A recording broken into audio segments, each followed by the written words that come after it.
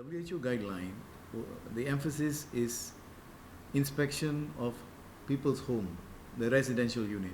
So people go from house to house, house to house. And mind you, Malaysia had a very successful control program, whereby out of about 200 houses, you'll see only one that's positive to the breeding, which means to say the people had been very cooperative, and they have managed to bring down the breeding to a very low level. And that was reflected by the low incidence of cases among the very young, who are always confined to the home, the very old people also confined to the home, as well as those that are not very bodily able to move out of the home.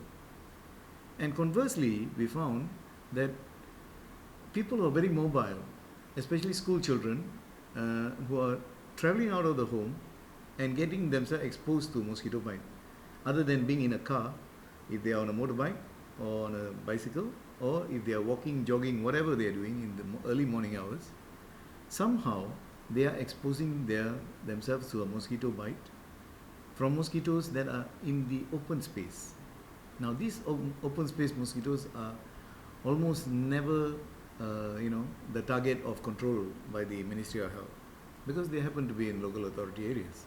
Now, the other finding that we found was this mosquito was not the species that is being emphasized by the WHO.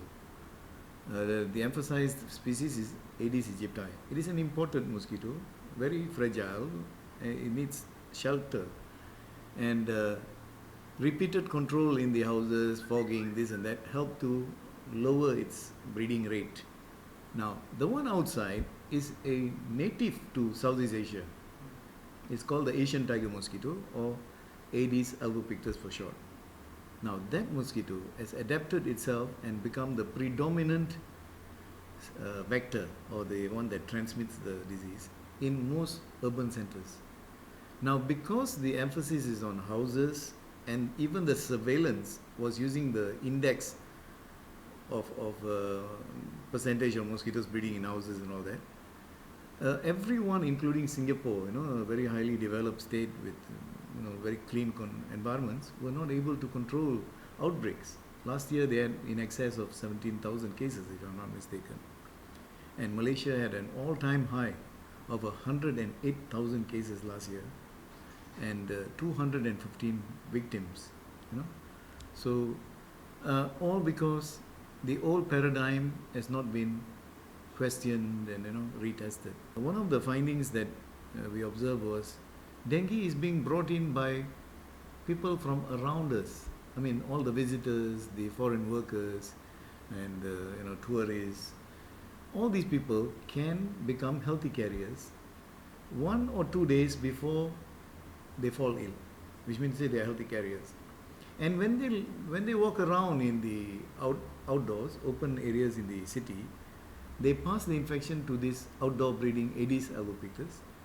That mosquito picks it up, and about 10 days later, it is able to bite local people passing through where it's hiding or resting or sheltering, and pass the infection. And that's why the cases were building up, in spite of the Ministry of Health going from house to house and doing all the interventions there, because the interventions should have been carried out in that real hotspot.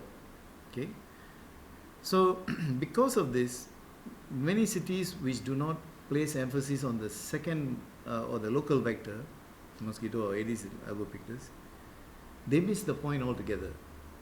And they find that all their efforts in the residential homes, of course, the more breeding opportunities in building, construction sites, of course you find the breeding there. But how are you going to link that to cases? Most of the foreign workers who work at construction sites do not come down with dengue, which means to say, the mosquitoes there are not infected, are not being involved in the transmission.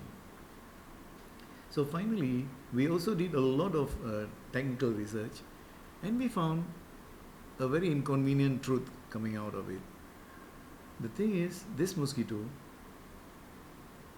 both species, do not lay their eggs on the water. They lay their eggs on damp, inner walls of containers, and even on flat surfaces on the ground and all that, and wait for rainwater to flood them. Now, when it's flooded, the longer the thing stays dried up, the faster it hatches, and it can go on like this for about years. Under vegetation cover and all that, they can remain viable for years, maybe up to 2 years, 3 years perhaps. But normally we take it at about 6 months or so. See? Now, then the double jeopardy is these eggs also are infected. The parent mosquito passes the infection down to the egg, and they remain there. And later, when they hatch, they come out as infected mosquitoes. They can bite and pass the infection to new victims.